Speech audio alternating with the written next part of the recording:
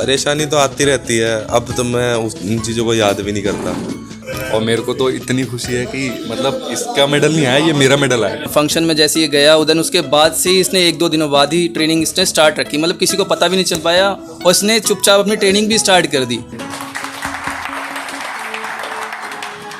TV चला रखा था हमने और आई वॉज डांसिंग, और जो हॉस्पिटल स्टाफ था देवर लाइक कि भाई क्या हो गया आपको। मैंने कहा मेरा भाई का मेडल आया है, और मतलब मेरे लिए इससे बड़ी खुशी कुछ नहीं है। हम घूमने भी कहीं नहीं जाते थे, ये हमेशा पूरे साल प्रैक्टिस में, मतलब कभी भी फ़ोन करो कहाँ कि भैया स्टेडियम, कि स्टेडियम ही आ जाओ मिलने, बाहर नहीं आना है मेरे को। 2024 में पेरिस में जो ओलंपिक्स होंगे, मैं उसमें पूरी अपनी कोशिश करूँगा कि मैं गोल्ड मेडल लेके आऊँ। मैंने जो सर को डिस्कस दी थी अपनी, उनको गिफ्ट में पीएम सर को, तो उन्होंने ऑक्शन करने के लिए रखी थी, तो अब उसका करंटली प्राइस चल रहा है, बोली लगी पड़ी है, वो 11 करोड़ की है। जीतने का जुनून और हौसला जब सर पर सवार हो तो कितने भी मुश्किल हालात आपको हरा नहीं सकते। नमस्कार, मैं ज़ारा, आप देख रहे हैं झलको दिल्ली। और ऐसे ही योद्धा आज हमारे साथ मौजूद हैं जिन्होंने कभी जीतने की उम्मीद नहीं छोड़ी और टोक्यो पैरालंपिक में डिस्कस थ्रो कंपटीशन में जीत हासिल की, सिल्वर मेडल जीता और पूरे देश का मान बढ़ाया। उसके बाद से ही पूरा देश इनकी जीत का जश्न मना रहा है। तो चलिए बिना देरी किए सीधा इनसे बातचीत करते हैं। सर, उस मोमेंट को हम जानना चाहेंगे जब आपको पता चला कि आपने सिल्वर मेडल जीता है, उसके बारे में हमें बताइए पहले। जब सिल्वर मेडल आया था तो खुश तो नहीं था, क्योंकि मैं तैयारी कुछ अलग लेवल की करके गया था। मैंने सोचा था कि मैं वर्ल्ड रिकॉर्ड ब्रेक करूंगा, लेकिन जब सिल्वर भी आया तो मेरे को खुशी थी, क्योंकि घर वाले, मम्मी पापा सब लोग खुश थे। तो अभी नेक्स्ट ईयर मैं और कोशिश करूँगा कि अगली बार मैं अपने मेडल का रंग चेंज करूँ। अच्छा, इसके लिए आप कब से तैयारी कर रहे थे? 2017 से। तो सर, हम समझिए कि बचपन से ही आपका जो रुझान था वो खेलों की तरफ था। बचपन से तो नहीं था, क्योंकि मैं स्कूल में पढ़ाई ज़्यादा करता था और सीए भी कर रहा था, मैं आईपीसीसी कर रहा था, सीपीटी क्लियर कर दी थी मैंने। तो उस टाइम पे मैं फिर अब मास्टर्स अभी भी मैं पढ़ता हूँ और गेम भी करता हूँ। अच्छा, डिस्कस थ्रो की तरफ आपका ध्यान कब आकर्षित हुआ, कब आपको लगा कि मुझे अब इसमें खेलना है? मेरे मतलब सीनियर ने मेरे को सजेस्ट किया था कि तू ऐसे ऐसे स्पोर्ट्स होता है, तू ट्राई कर। तब मैं 2017 में शुरू करा और धीरे धीरे जर्नी चलती गई आगे। अच्छा, इसके बाद पीएम मोदी भी, प्रधानमंत्री, आपसे मुलाकात कर चुके हैं। उस पल को आप हमें बताइए, आपको कितनी खुशी हुई और क्या आप उस समय महसूस कर रहे थे?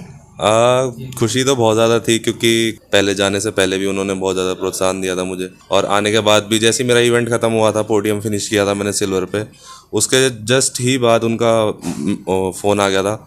वहाँ कॉल पे बात हुई, फिर उन्होंने मेरे को इनवाइट किया था वहाँ पर अपने घर पे भी। आपसे मिलने से पहले कॉल पर बात की थी, तब उन्होंने क्या बात की थी आपसे? ये बताया, मतलब वो मेरा इवेंट देख रहे थे उस टाइम पे जब लाइव चल रहा था, और बता रहे थे कि थ्रो बहुत अच्छी थी और मम्मी का बहुत ज़्यादा योगदान है इन चीज़ों में। और उस टाइम मैं देख नहीं पाया था न्यूज़ वगैरह भी कोई भी, तो वो सब कुछ देख रहे थे, तो बता रहे थे कि गांव वाले बहुत ज़्यादा खुश हैं वहाँ पर, और पूरा देख के बता रहे थे। अभी आप किस चीज़ की तैयारी कर रहे हैं आगे ओलंपिक्स में जाने के लिए? किस तरह आप तैयार कर रहे हैं?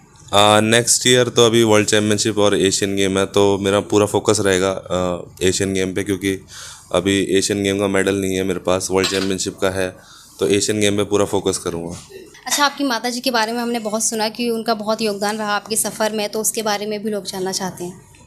मम्मी, क्योंकि एक फैमिली का जब तक सपोर्ट नहीं होता किसी चीज़ में, तब तक हम उस किसी चीज़ को अचीव नहीं कर सकते। तो जब भी मैंने मम्मी को बताया, पापा को किसी चीज़ के बारे में बताया, तो उन्होंने हमेशा सपोर्ट करा, तो उस चीज़ से मैं टेंशन फ्री सब कुछ करता था। सर, एक और चीज़ कि आपका जो हमने बहुत पढ़ा है, बहुत सुना है आपके दोस्त के बारे में, सचिन यादव के बारे में, उसके बारे में भी बताइए। वो सचिन यादव यहीं से ही है, नोएडा से, गढ़ी से। तो वो मेरे सीनियर थे, वो मतलब उन्होंने ही मतलब इधर तक मेरे को पहुंचवाया है, और वो मेरे को बहुत ज़्यादा सपोर्ट करता है। अभी भी आ रहे हैं वो यहाँ पर। जो सीनियर होते हैं ऐसी हो तो आगे भी दूसरे बच्चे आगे बढ़ सकते हैं। सर, यहाँ तक का सफ़र तय करने के लिए जो आपको परेशानियाँ आई, जाहिर है थोड़ी बहुत परेशानियाँ होती हैं, और आपने तो इतना लंबा सफ़र तय किया, तो उसके बारे में?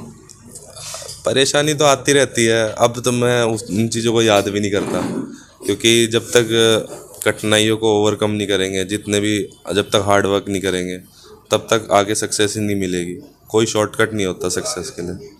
जो आने वाला यूथ है और जो बच्चे हैं वो काफ़ी उत्साहित हैं अपना मतलब प्रदर्शन देखने के बाद आपका और आप जैसे खिलाड़ियों का, उनके लिए आप क्या कहेंगे? उनके लिए बस यही कहना चाहूँगा कि हार्ड वर्क करो, क्योंकि मैंने उसेन बोल्ट के बारे में पढ़ा था उस टाइम पे। तब वो बोलते थे कि मैं 100 मीटर की तैयारी करता हूँ तो मेरे को 10 साल हो गए और लोगों को 1 साल होता है और वो छोड़ देते हैं। मुझे खुद 4 साल हो गए करते हुए गेम। तो करते रहो, हार्ड वर्क, सक्सेस ज़रूर मिलेगी। बहुत बहुत शुक्रिया आपका समय देने के लिए। बस एक दो क्वेश्चन आपके कोच से भी लेना चाहूँगी। एक्चुअली जब इसने हार्ड वर्क स्टार्ट किया तब भी मैं उसके साथ था, और जब ये लॉकडाउन हो गया इसमें बहुत प्रॉब्लम फेस करनी पड़ी थी हम लोगों को। एटलीस्ट मैं इसका कोच नहीं, बट मैं इसके एक एज ए असिस्टेंट कोच बोल सकते हो कि मैं इसके साथ में हमेशा रहा, एक दोस्त के तरह की से। तो इसको बहुत परेशानियाँ झेलनी पड़ी थी। लॉकडाउन में स्टेडियम बंद हो चुके थे, तो मैं 2007 से ही इसके साथ हूँ। मैं तो इसने बहुत स्ट्रगल किया है और बहुत मेहनत की है। आज जाके ये मेहनत और स्ट्रगल की वजह से आज इतनी सक्सेस है इसको। नहीं तो मैं नहीं चाहता कि फिर ये, मैं नहीं चाहता किसी के साथ भी हो, और बहुत सपोर्ट सब लोगों का रहना चाहिए, तो ही इंसान सक्सेस कर पाता है। नहीं तो फिर बहुत कठिनाइयों का परिश्रम करना पड़ता है उनको। सर योगेश जी की आगे की प्लानिंग्स को लेकर थोड़ा आप बताइए। अब खिलाड़ियों का क्या होता है कि जो खिलाड़ी होते हैं जो मेडल जीतने के बाद, बट जब इसका मेडल आने के बाद जैसे ये इंडिया में एंटर किया, इसने जस्ट फंक्शन में जैसे ये गया, उधर उसके बाद से ही इसने 1-2 दिनों बाद ही ट्रेनिंग इसने स्टार्ट रखी। मतलब किसी को पता भी नहीं चल पाया, और इसने चुपचाप अपनी ट्रेनिंग भी स्टार्ट कर दी। Thank you sir. तो अभी हम बात कर ही रहे थे सचिन यादव जी के बारे में, उनके खास दोस्त जिन्होंने बहुत उनका साथ दिया, और वो खुद अब यहाँ पर मौजूद हैं, तो उनसे भी हम बात करेंगे। सर आप बताइए कि किस तरह आपने मतलब योगेश जी का साथ दिया है। एक दोस्त का साथ हमेशा देना चाहिए, और अगर वो प्रोग्रेस कर रहा है तो हमें उसको मतलब पॉजिटिव सेंस में लेना चाहिए हमेशा। तो हमने भी यही किया। योगेश जी जैसे कि पर्सन में डिसेबिलिटी थे, तो होता क्या है कि सोसाइटी में जो भी PWD स्टूडेंट्स होते हैं उनको दया भावना से देखा जाता है और एक्सक्लूड किया जाता है सोसाइटी से। तो मेरे को ये था कि नहीं, हमें एक्सक्लूड नहीं करना है, हमें इंक्लूड करना है और ऊंचे दर्जे पर लेकर जाना है। तो फिर हमने इनको पैरालंपिक्स में लेकर गए, दिल्ली स्टेट खेले थे साथ में, और फिर इन्होंने आगे मेहनत करी और आज टोक्यो में मेडल आ गया इनका। और मेरे को तो इतनी खुशी है कि मतलब इसका मेडल नहीं आया, ये मेरा मेडल आया। मतलब फैमिली कम फ्रेंड है ये। हम घूमने भी कहीं नहीं जाते थे, ये हमेशा पूरे साल प्रैक्टिस में, मतलब कभी भी फ़ोन करो कहाँ कि भैया स्टेडियम ही आ जाओ मिलने, बाहर नहीं आना है मेरे को। मैंने कहा ठीक है कोई बात नहीं, ऐसा होता था हमेशा। तो हम स्टेडियम ही मिलने जाते थे हमेशा। अच्छा सर, योगेश जी की प्रधानमंत्री मोदी से भी मुलाकात वो कर चुके हैं, बातचीत कर चुके हैं, तब वो चीज़ अगर जब आप टीवी पर देख रहे थे तब आप कैसा महसूस कर रहे थे? मैं एक चीज़ बताऊंगा, मेरा भाई उस दिन हॉस्पिटल में एडमिट था, तो मैं वहाँ पे डांस कर रहा था। मतलब लिटरली मैं टीवी चला रखा था हमने, और आई वाज डांसिंग, और जो हॉस्पिटल स्टाफ था देवर लाइक कि भाई क्या हो गया आपको? मैंने कहा मेरा भाई का मेडल आया है, और मतलब मेरे लिए इससे बड़ी खुशी कुछ नहीं है। मतलब ये भी सही हो जाएगा, बट इससे बड़ी खुशी कुछ नहीं है कि मेरे खास दोस्त का मेडल आया है। तो मैं तो बहुत खुश हुआ था, और मतलब हमेशा आगे, हम आज भी साथ हूँ, पहले भी था और हमेशा आगे भी रहूँगा। आगे भी इसी तरह सपोर्ट करते रहेंगे? हाँ जी, हाँ जी। तो देखा अपने लाइफ में ऐसे दोस्त हों तो इंसान क्या कुछ नहीं कर सकता, जो अपने दोस्त की जीत पर पागलों की तरह नाच रहे हैं। तो ये उनकी दोस्ती का सफ़र है जो काफ़ी टाइम से चला आ रहा है और आगे भी हमेशा रहेगा। यही सच्ची दोस्ती है जिसको हम कह सकते हैं। जैसा कि प्रोग्राम अशोकनगर में यहाँ पर यूथ मोटिवेशन प्रोग्राम आयोजित किया गया था विद्या भवन पब्लिक स्कूल में। ये शिवम जी हैं, इन्होंने इसमें काफ़ी योगदान दिया। इनके एक बार के बुलाने पर योगेश जी भी यहाँ पर आ गए। प्रोग्राम काफ़ी अच्छा रहा। तो योगेश जी की कौन कौन सी बातें हैं जो आपको अच्छी लगती हैं? वो अच्छे से सबसे बात करते हैं, सबके छोटे भाई के हाथ में कंधे रखते हैं कि हाँ भाई क्या कितनी ट्रेनिंग चल रही है। तो ये सब मुझे उनके संग अच्छा लगता है। हम खाते हैं पीते हैं सब उनके संग, हमारी से ट्रेनिंग चलती है। ये आपको मतलब कितनी खुशी होती है कि हमारे देश में ऐसे खिलाड़ी हैं जिनसे हमारा गौरव बढ़ रहा है? मुझे जब पता चला कि योगेश जी ने डिस्क थ्रो में सिल्वर मेडल हासिल करा है, तो मैंने सुना क्रिकेट के लोग ज़्यादा दीवाने हैं हिंदुस्तान में और अदर गेमों को पसंद नहीं करते ज़्यादा। मैंने कहा यार ये भी तो गेम है, इसमें भी तो मेडल आ रहा है, ये भी तो देश का मान बढ़ा रहे हैं। तो मैंने कहा यार ये प्रोग्राम मुझे दो, मैं कराऊंगा इस प्रोग्राम को। मतलब पूरा सपोर्ट आपका खिलाड़ियों की तरफ है? हाँ बिल्कुल बिल्कुल। अब जैसे नीरज चोपड़ा जी ने गोल्ड जीता तो लोग थ्रो फेंकने लगे, कुश्ती में मेडल आया तो कुश्ती खेलने लगे। अब ये भी, इसको भी हम बताएंगे लोगों को कि ये भी एक गेम है और इसमें भी गोल्ड आ सकता है, इसमें भी सिल्वर आ सकता है, गोल्ड आ सकता है और देश का मान बढ़ सकता है। तो ये करना चाहिए, खेलना चाहिए। वह जो देखते हैं उसी की तरफ उत्साहित हो जाते हैं, लेकिन बहुत सारे गेम हैं जिसके बारे में मतलब ओलंपिक जो चल रहे हैं उसकी वजह से उनको ज़्यादा से ज़्यादा पता चल पा रहा है। हाँ, ये ओलंपिक से बहुत लोगों को पता चला है कि और भी बहुत सारे गेम हैं। तो इस तरह ही ओलंपिक में मेडल आने से पता चल रहा है, तो इसको हम और ज़्यादा बढ़ावा देंगे। मुझे ज़्यादा खुशी सिर्फ एक चीज़ की ज़्यादा ज़्यादा हुई थी मेडल के बाद।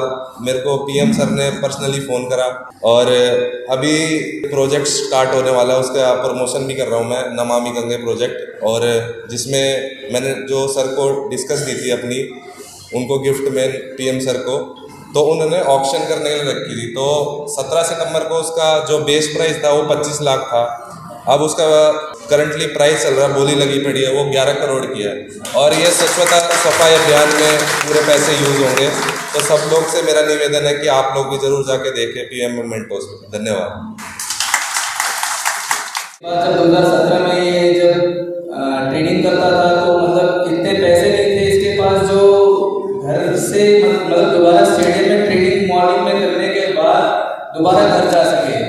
ये स्टेडियम में ट्रेनिंग करने के बाद मॉर्निंग में वहीं पे स्टेडियम में जाके सो जाता था, वहीं पे खाता था, वहीं पे रहता था, फिर शाम को दोबारा ट्रेनिंग करने के बाद फिर घर जाता था रात में। तो योगेश भाई को मैं यही कहना चाहूँगा और सबको ये कहना चाहूँगा, सब अपनी तरक्की करें और ऐसे ही योगेश देश का नाम रोशन करें। बहुत बहुत धन्यवाद। तो जैसा कि आपने देखा, मेहनत का या जीत हासिल करने का कोई शॉर्टकट नहीं होता है और इसी तरह वो अपने यूथ को भी उत्साहित कर रहे हैं। इनकी जीत से पूरा देश खुश है। उम्मीद करते हैं आगे उनके जो सपने हैं वो पूरे हो पाए। कैमरामैन वेदांत के साथ मैं ज़ारा, झलको दिल्ली।